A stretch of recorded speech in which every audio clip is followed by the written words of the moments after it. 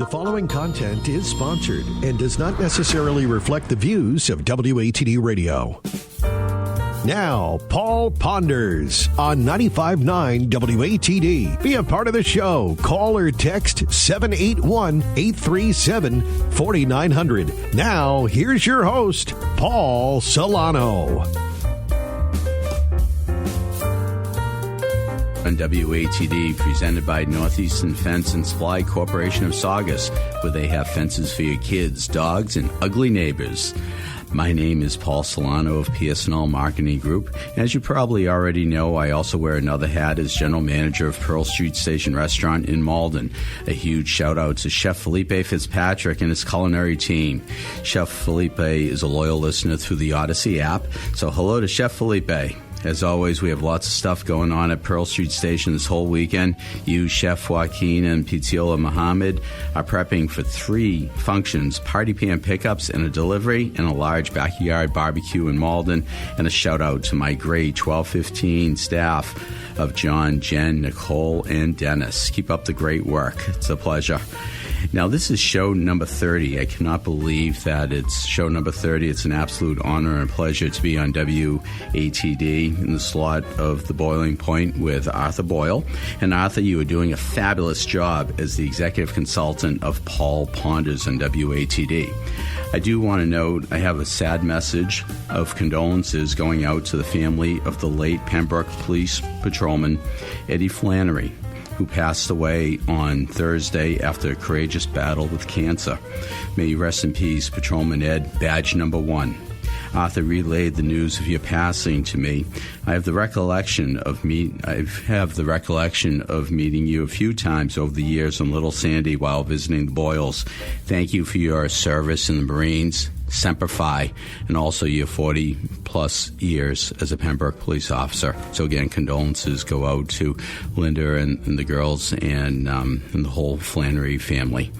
And I do want to make a huge shout-out to Tamika from Cohasset.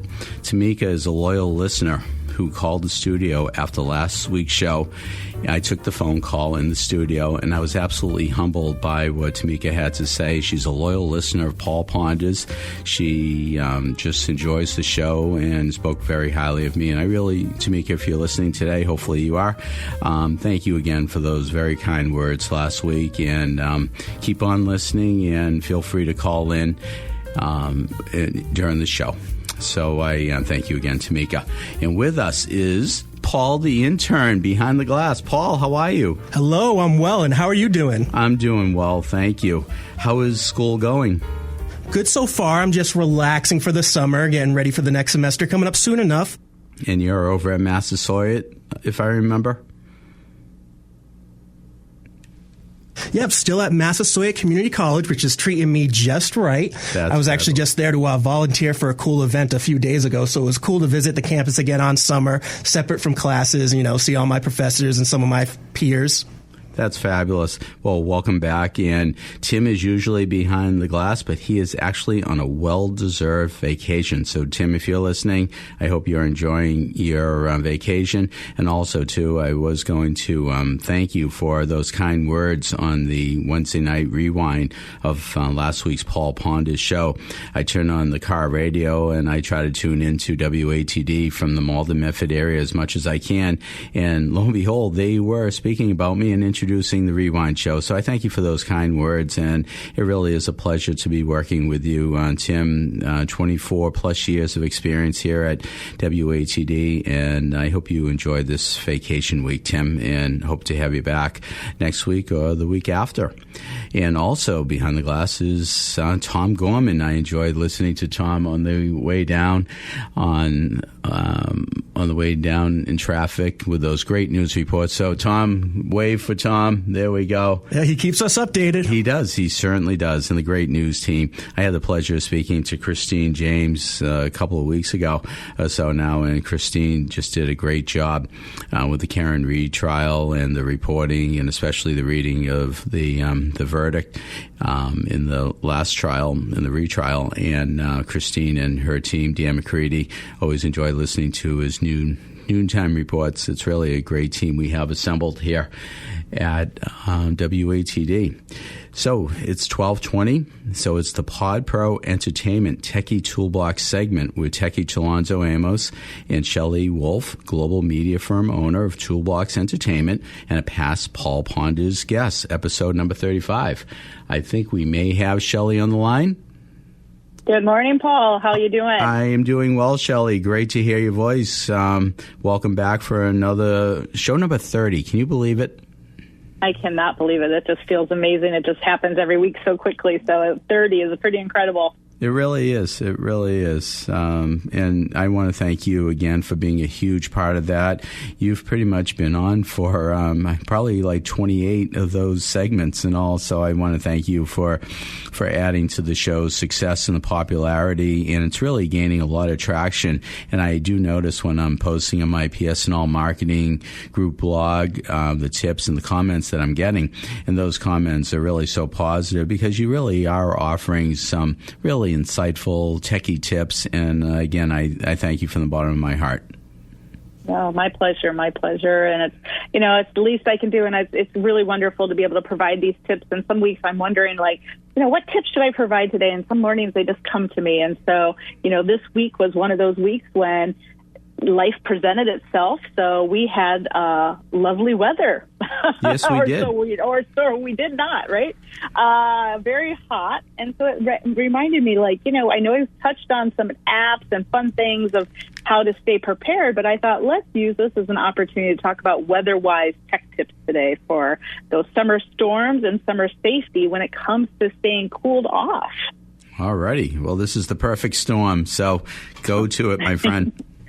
Fantastic. So here we are with summer. It's unpredictable weather, as one can imagine. And we always think about prepping our air conditioners and making sure our lawns are watered and those sorts of things. But with this unpredictable weather and this blazing heat the next day, could be a thunder, like a flash storm, or even a hurricane warning.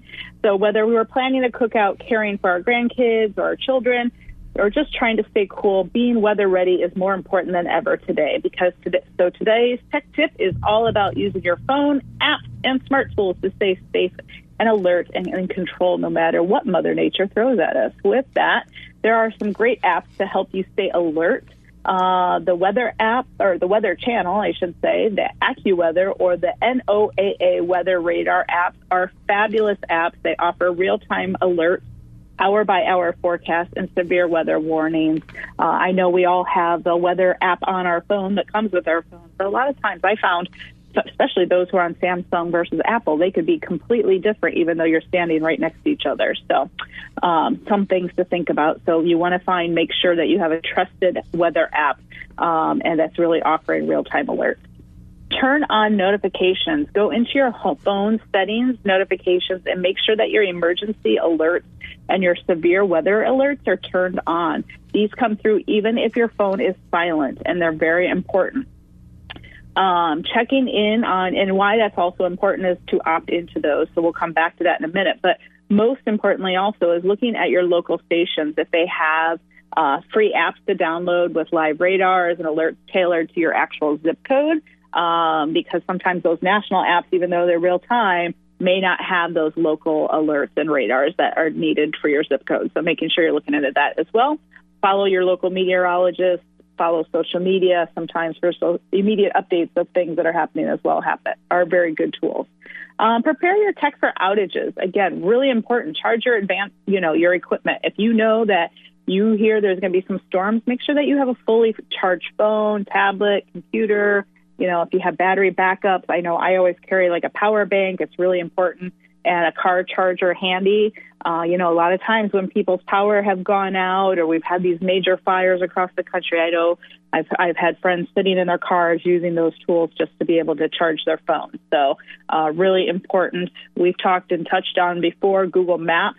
One thing about Google Maps is that you can actually use those offline. It allows you to search your area. You can tap it, download it, and access directions without the Wi-Fi. So it's really important and helpful if, again, power or your cell phone service goes out. Backup batteries. Consider getting a battery-powered or solar weather radio with your phone charger. It's great for emergencies. So, for example, the Midland ER310 or a Kato emergency radio is really great for this. I know back in the day in the Midwest, we used to sit with our little transistor radios in the basement when those tornadoes were coming through. So those are still really powerful things. And we have a great radio station here. It gives us great weather reports. So something to think about carrying with you as well. Heat waves and cooling alerts. Get city heat and cooling center updates. Visit your town center website and sign up for the code red alert Boston or Smart 911 to receive cooling center and shelter updates. Follow your city's emergency management on social media. And then, again, thinking about that, you want to opt into these resources. And the reason is because you're not automatic. Back in the day, they used to send automatic alerts. So I know people get Amber alerts, but they don't necessarily get weather or danger alerts. And that's really important. So, for example, when the fires happen in Colorado, I know, or in Los Angeles, that was some of the delay of people getting out safely. So, again, really, really important to set up those alerts on your phone. Use smart thermometers and plugs. Smart plugs, you can get them on Amazon. Smart plug, it'll allow you to control your fans or your ACs remotely from your phone. Set up timers to reduce energy and use to avoid overheating when you're out there. Track the air quality. Again, another thing really important. We got those fires last year out here in Massachusetts. So Air Visual or EPA Air Now app is a safe way to go out and be safe outdoors, whether it's high heat or poor air quality. And again, this is really great, especially if you have asthma or heart conditions to think about. And evacuation tools. So again, check roads and closures. Use Maps 511 or Waze for road closures. Flooding, fallen tree reports. These are very important. Apps will show you live updates from other users in the area. Also, again, we've also shared this, is reminding ourselves that we need digital copies of our personal documents. So keeping copies of your ID, medical cards, prescriptions, insurance cards, somewhere safe on your, either in your wallets on your phones or your Google Drive or an iCloud. And again, make sure that you've put some trusted passwords on those in case you need to access them in emergency and you can't get back to your home. Set up your emergency contact list, save in your phone numbers, set them as favorites, write them down. Apps like Life 360 also helps families check in with each other. And again, during these storms and evacuations, it's really important to be able to know and have a safety plan, know where you're going to meet your family in case there is a major, major emergency. So again, a quick tech checklist, it would be download trusted weather apps, turn on emergency alerts on your phone, charge your devices, and keep a battery pack ready. Download offline maps and store key documents in the cloud. Follow your city's emergency services for updates. Know where to find cooling centers and shelters. And again, if you don't know this stuff, go on even to your local city's website, and they usually have information there. So again, this week is a time for take 10 minutes out of your time and weatherproof your phone. Download the apps, turn on alerts, and get your power banks charged. The weather might be unpredictable, but your tech does not have to be. A little prep can go a long ways and save you a lot of stress. So that's it for this week's tips. Stay safe, stay cool, and remember, when it comes to summer storms, it's smart to stay safe and stay ahead. So that's what I've got for you guys today. That is truly, truly awesome, as always, Shelley. And how do our listeners in Paul Ponders Land get in touch with you? Yeah, you can reach out at info@podproentertainment.com. That is fabulous. Well, Shelley Wolf, again, I want to thank you so much for being on, for being part of the Paul Ponders world on WATD and beyond. And I look forward to catching up with you either next week or the week after. I may be off. Next week, I may have to be at a backyard barbecue, and it is 4th of July weekend. So I just want to see if Arthur is able to, in fact, cover for me. But we will see what happens, but I will be in touch on that. That sounds great. And yes, everybody out there, please be safe out there. Again, charge those phones, because even going into those lovely picnics and a time of dryness and fires, just make sure you have your tech all set up and ready for you to be safe. Hashtag indeed. Hashtag imagine. Enjoy. Thank you, Shelley. Be well now. Well, as Arthur Boyle says, it's not time to make the donuts. It's time to pay some bills. Let's hear from our sponsors. South Street Diner, located at 178 Nealon Street, Boston, is Boston's only all-night dining destination, open 7 nights a week for late-night eats. Yep, that's 24/7 in my book. Owner Saul Seidel has grown this former iconic Blue Diner to be the place to go for keeping the party going or filling your stomachs before you head home to the South Shore or the Cape and the Islands and listen to WATD along the way home. Ask Saul about his grandmother's banana bread recipe, the Boston cream pancakes, umpteen eggs Benny offerings, and tell him that Paul Ponders sent you. Have you heard about Pembroke Collision? Price and quality don't often collide under the same roof. Not so at Pembroke Collision at 192 Manakesett Street in Pembroke. Pembroke Collision will work with you and your insurance company to get you back on the road in a safe and satisfactory vehicle. Put your trust in Ben Bastianelli and his crew at Pembroke Collision. Just call 781-293-4040 or find them on Facebook. Pembroke Collision. Happy to work for you. Have you tried Bryantville Pizza Kitchen? From antipasto to baked ziti, specialty gourmet burgers, over 30 different kinds of pizza, and that's steak and cheese. Come on in and they'll show you why they made a reputation as being the best steak and cheese sub in the area. There's nobody that puts it together like your friends at the Bryantville Pizza Kitchen. Chicken wings and fingers and the famous flavors complement their stir-fry dinners. If subs and wraps aren't enough for your table tonight, expand into Greek and Caesar salads, maybe even a calzone. Anyway, it's all good at the Bryantville Pizza Kitchen. And don't forget, invite them to your next catered event. They'll bring the food. Bryantville Pizza Kitchen. Call them at 781-293-9857. A reminder from Crystal Clear Pools in Kingston. Pools can be fun and a relief from summer's heat, but they can also be a safety concern. Crystal Clear Pools offers safety tips including don't swim alone, don't dive into unfamiliar waters, have automatic locks on all gates and points of access, know where all your safety equipment is located and know how to use it, know where the nearest telephone is in case of emergency, and always keep your pool clean and sanitized. For other safety tips and quality pool products, stop by and see us on Route 27 in Kingston, Crystal Clear Pools, 781-585-7665. Be safe this season. Are you looking for fencing and outdoor products? Look no further than Northeastern Fence and Supply Corporation of Saugus. When owner Mike Payne's customers have been asked why they chose Northeastern Fence, many said that there were 3 deciding factors: customer respect, excellent customer service, and quality products. I say that you need to add in 70-plus years of a family-run business with truly experienced sales and installation teams. So if you are in the market for fences for your kids, dogs, and ugly neighbors, please call Mike Payne and his crew at 781-233-3324 or email Mike at northeasternfence.com. 5-time Hall of Fame inductee President Dave Cayazzo from the National Italian-American Sports Hall of Fame Massachusetts chapter invites you to its Hall of Fame induction ceremony at 1 p.m. on Sunday, October 5th at Anthony's of Malden. Congrats to Zavarian Brothers High School head football coach Al Finaro, past San Diego Padres farmhand Joe DiSarcina, and special Tony the Champ DeMarco Spirit Award recipient Catholic Memorial AD football coach John DiBiazzo.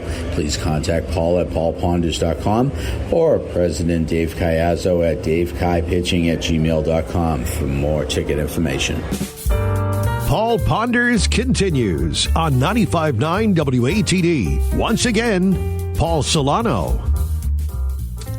We are back, and thanks for listening to Paul Ponders on WATD, presented by Northeastern Fence and Supply Corporation of Saugus, where they have fences for your kids, dogs, and ugly neighbors. The call-in number is 781-837-4900, and you could also find us in the Odyssey app if you're like my daughter Ann in California. You're listening in on the Odyssey app, and even Chef Felipe, you're listening in on the Odyssey app.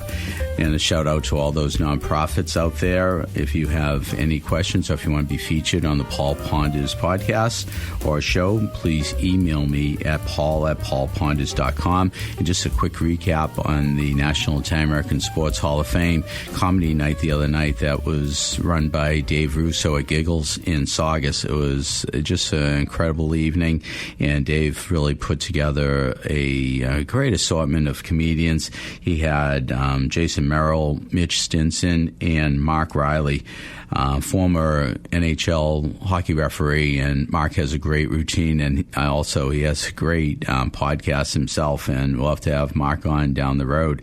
But if you have a chance, go to Chirping Zebras, and he does it with a gentleman named Gino Binda, and he's a former NHL official referee, and it's a really cool podcast. So if you have a chance, check out Chirping Zebras.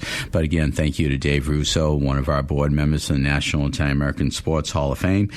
And that about does it for that nonprofit information. Now, listeners can go to paulponders.com to find subscription links to Apple Podcasts, Spotify, and YouTube, as well as finding past Paul Ponders and WATD shows.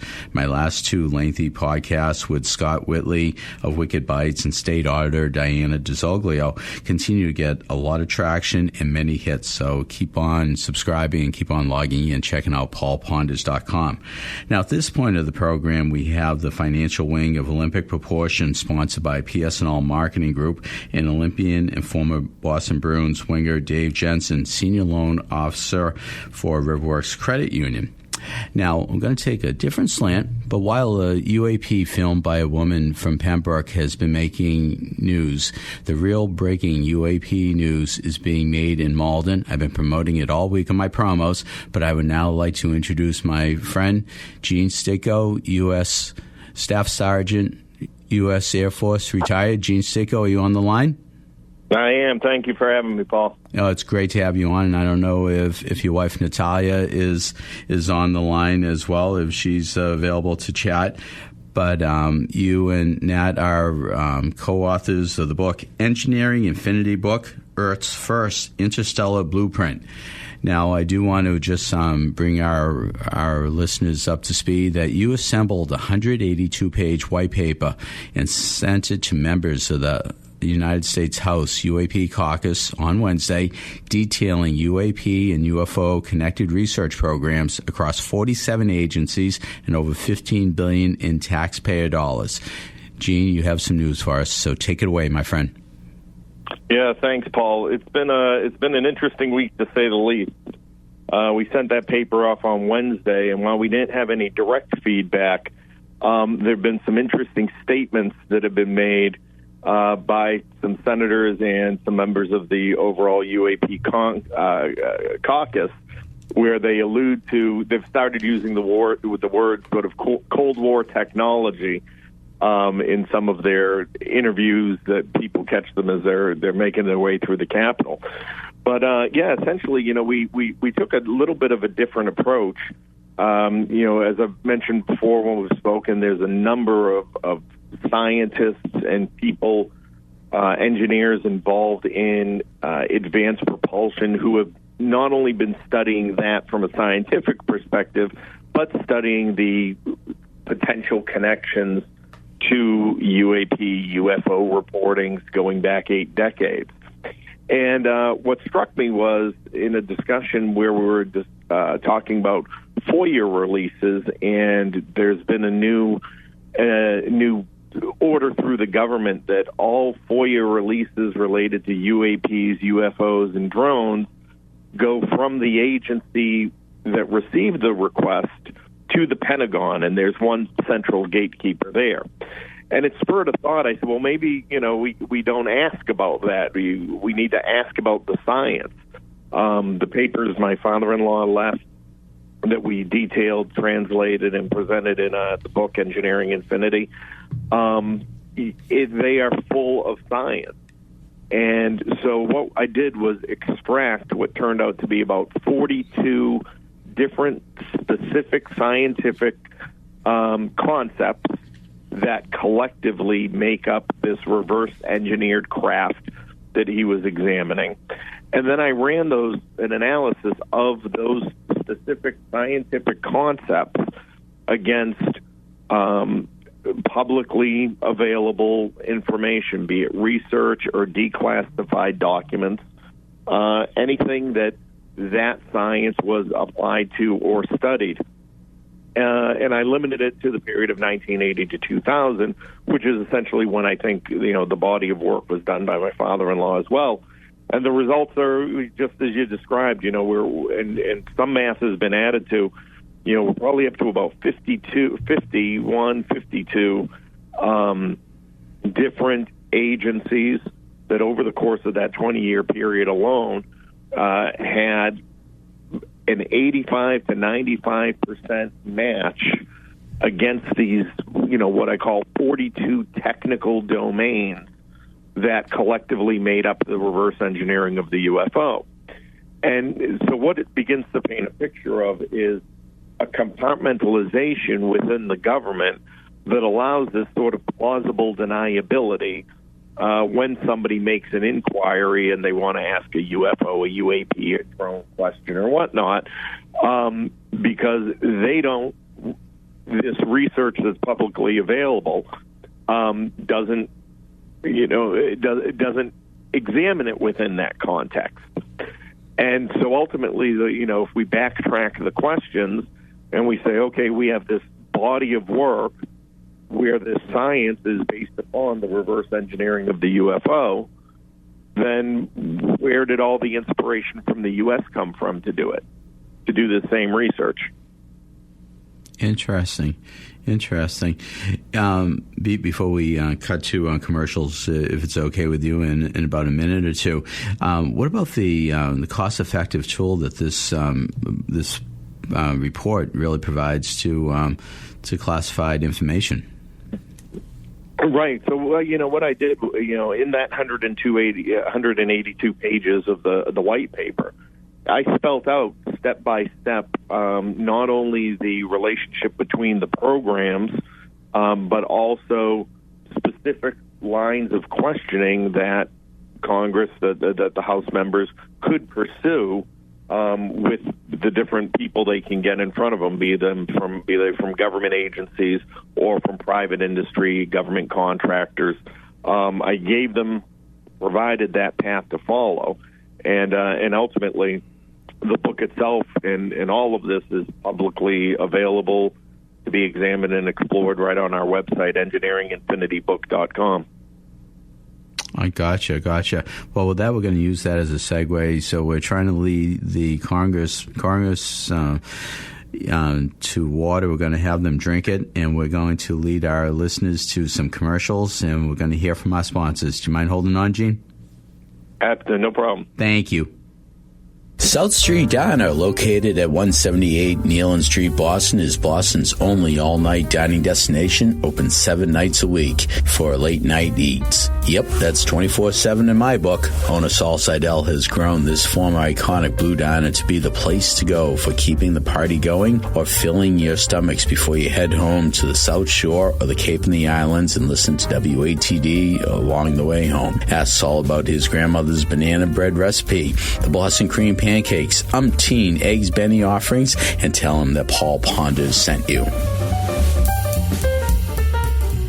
Are you looking for fencing and outdoor products? Look no further than Northeastern Fence and Supply Corporation of Saugus. When owner Mike Payne's customers have been asked why they chose Northeastern Fence, many said that there were 3 deciding factors: customer respect, excellent customer service, and quality products. I say that you need to add in 70-plus years of a family-run business with truly experienced sales and installation teams. So if you are in the market for fences for your kids, dogs, and ugly neighbors, please call Mike Payne and his crew at 781-233-3324 or email Mike at northeasternfence.com.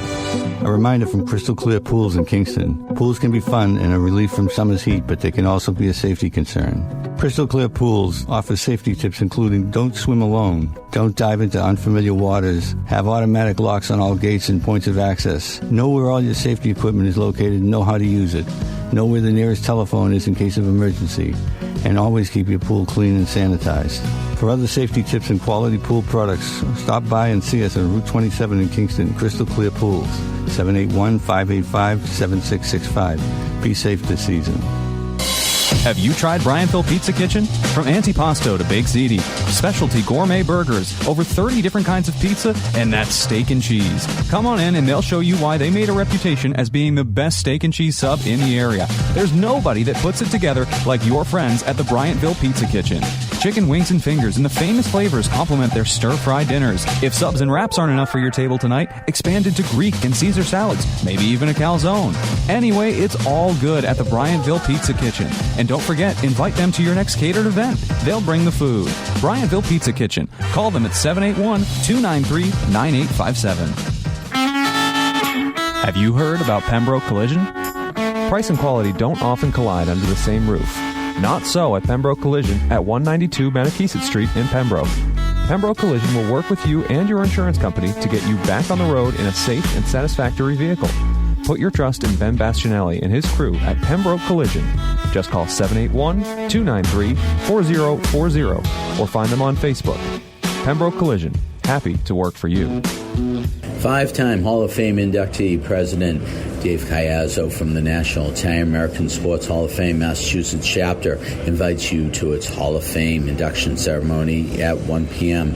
on Sunday, October 5th at Anthony's of Malden. Congrats to Zavarian Brothers High School head football coach Al Finaro, past San Diego Padres farmhand Joe DiSarcina, and special Tony the Champ DeMarco Spirit Award recipient Catholic Memorial AD football coach John DiBiazzo. Please contact Paul at paulponders.com or President Dave Caiazzo at davekaipitching@gmail.com for more ticket information. Paul Ponders continues on 95.9 WATD. Once again, Paul Solano. We are back, and thanks for listening to Paul Ponders on WATD. Again, the call-in number is 781-837-4900. And on the line, we still have Staff Sergeant, retired from the U.S. Air Force, Gene Sticco. Gene, you still with us?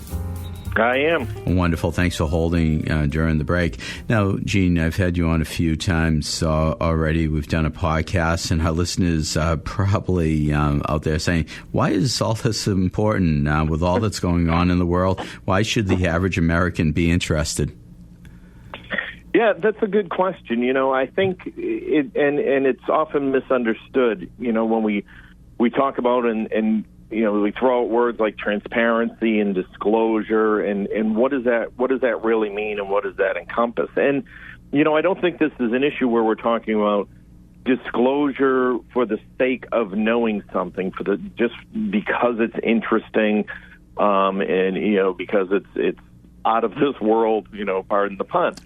It's the idea that for, you know, going on 8 decades now, that there are people whose lives and careers and families have been fundamentally changed, if not destroyed in a lot of ways, because they came forward or asked questions about this subject.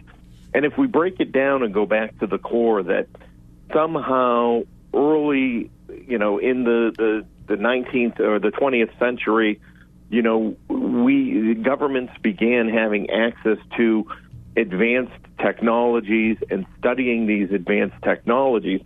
And it seems that the issue is ultimately that it's been co-opted by the defense industrial base. And so much focus has been on weaponization, you know, and we see some signals of that, particularly from Russia, that's reflected in the work as well.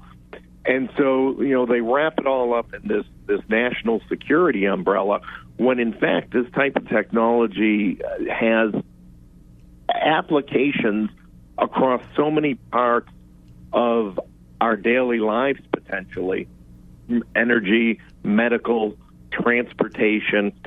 So, you know, beyond the fantastic ideas that you know our minds can go to when we reflect on the subject and we talk about transparency, I think there is that fundamental responsibility that the government has as our representatives to not make people feel like they're crazy, to not make them feel like they're stupid, to not put them in fear, and to, you know, responsibly be able to explain and discuss how this advanced technology came into possession and all the areas in which it can apply.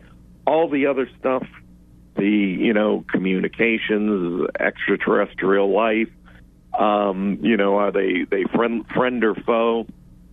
Those are, important, but other discussions. So I think, to answer that, why is it important for the average American? Because it's not just about a sci-fi topic. It is about transparency for technology that can really improve and change daily living. And why or why not is it not being rolled out and not being better researched or better funded or any of those kinds of questions. I see.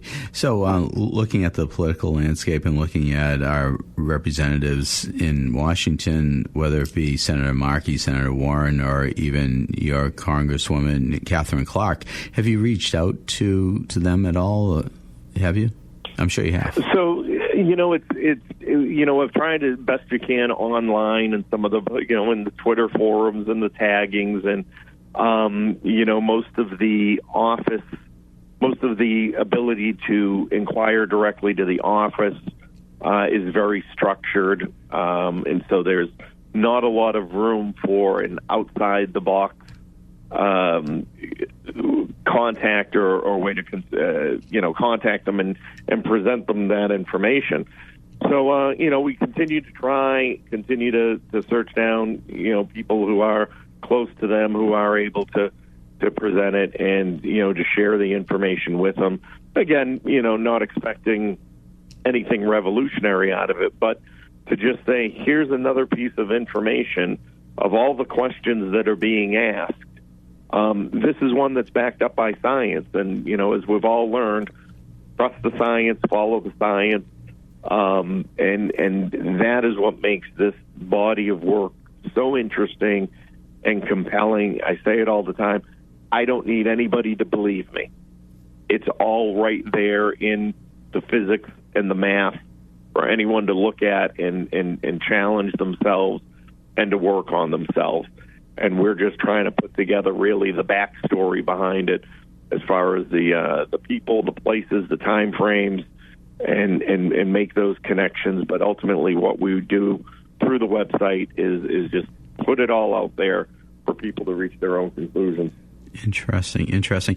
Now, I do know whenever there's some sort of legal question, people say, well, is there a precedent for this? Are there, with your methodology, are there any case studies of yesteryear that have been used? Can you utilize that? As far as the other ways things have been disclosed in a similar manner? Yes. Yeah, not that I'm necessarily aware of. The only other comparative body of work was a book that was written in the 80s as well by a NASA engineer named Paul Hill. It's called Uncovering UFOs, and in it he theorizes about how a craft might work. Ours sort of takes the next step and then details in blueprint how one works. So they're somewhat complementary. How these types of things, once they're in the public domain, can actually impact things at the congressional level, I think has yet to be seen. Because again, there comes a point, and I think in a lot of ways, people look at it and they put it to the side because maybe you don't want the answers or you can't give the answers. And so it stagnates. And all we can do is continue to, as responsible citizens in the process, continue to ask the questions and continue to show the evidence that we've gathered, which is all publicly available through the government and through the institutions themselves. So it's just asking those questions, and I think we have countless ways that has shown progress and success through the years, and I hope the same for this. Oh, without a doubt. Now, on Wednesday, when you were in Washington, when you and Nat, your wife, made this this presentation to the caucus, did you ask for any specific recommendations or anything like that? Well, just to let you know, we didn't travel to D.C. to do it. We had done it through through email that I was able to secure and get to, present it to give it to the caucus that way. So it was sent. We gave them the opportunity to provide feedback, to provide some comments before the press release went out on Friday. We hadn't heard anything by the time the press release had gone out. But like I said, many people who know us have been following the work and have been tracking, sort of noticed Thursday and Friday some comments about Cold War technology from people associated with the UAP committee. So, it's either coincidental or we can read into it a little bit to say, oh, well, I guess they did peruse it. Gotcha. And I'm sure you're still making the rounds on the podcasts and Disclosure Tonight podcasts, etc. Yep. Yeah. So I regularly join Tom Fessler's Disclosure Tonight at YouTube. It streams live on Friday night. It'll be Saturday, so our time locally, about 5 p.m., where they cover a wide range of disclosure topics. I'm speaking Tuesday with an investigative journalist from my past life and past career who I worked with on some issues that went up to the UK Supreme Court. I'm speaking with them on Tuesday about it because the UK is starting their process of UAP disclosure hearings there. And then on July 5th, I'm presenting at the Alternative Propulsion Engineers Conference, giving them a summary of the background of the body of work themselves, what we've discovered, and we'll be in front of that group again to advocate for, not only the work and the advancement of the science, but the understanding that should go along with it. Wow. Now, Gene, I will say, and I won't go into your career, but you are a very accomplished, true gentleman. I've known you since the late 90s, early 2000s, and you are a dynamic speaker and all. And do you ever do any public speaking appearances for local groups on the South Shore and beyond? I'd be happy to. I haven't been invited yet, but I'd love to come out and show them what we have and again advocate for the work. It's so many parts of it. It's this advocacy part that I talked about and why it's important to Americans. It certainly has the personal connection to it. It's my father-in-law, somebody that I didn't meet many times, before he passed, but I relate to in so many ways through this work now. So, it's really an important legacy. Again, somebody who I think whose life was changed because of working on this, who, fell through the cracks and fell into despair as a result. And so, it has that very personal aspect. So yeah, I'd love to get around and talk to people. I'm happy to do that. Thank you. And I see we have on the line, we have a call in from Clayton from the South Shore. We got about a minute left, but Clayton, I'm just seeing this on my screen. So Gene, if you don't mind taking a call from Clayton from the South Shore. Clayton? Hi, I'll be quick. Thank you. The dialogue on this topic tends to be a mix of sophisticated and vague. That there were hearings at least a year ago where people blatantly said that they know where there are alien crafts and aliens underground, and they can show Congress where it is. What is the holdup? Why has this taken so long? Because while the corruption is there, the belief in alien life, that's very important to a lot of us. Why is this taking so long when it's already pretty much publicly been revealed in mainstream media that we have bodies and objects from other planets? I would love to hear some type of commentary on that.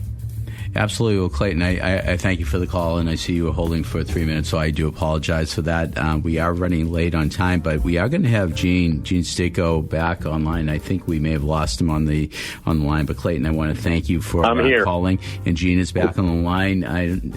We'll continue this, and we'll make sure we get in touch with Clayton. But Gene, I want to thank you for being on, and I do have to turn this over to Ron Dwyer. So I thank you for being on, and thanks for sharing all this great news with us, my friend. Thanks for having me, Paul. Appreciate it. You got it. Engineering Infinity book, Earth's first Interstellar blueprint. Thank you so much, Gene Seco.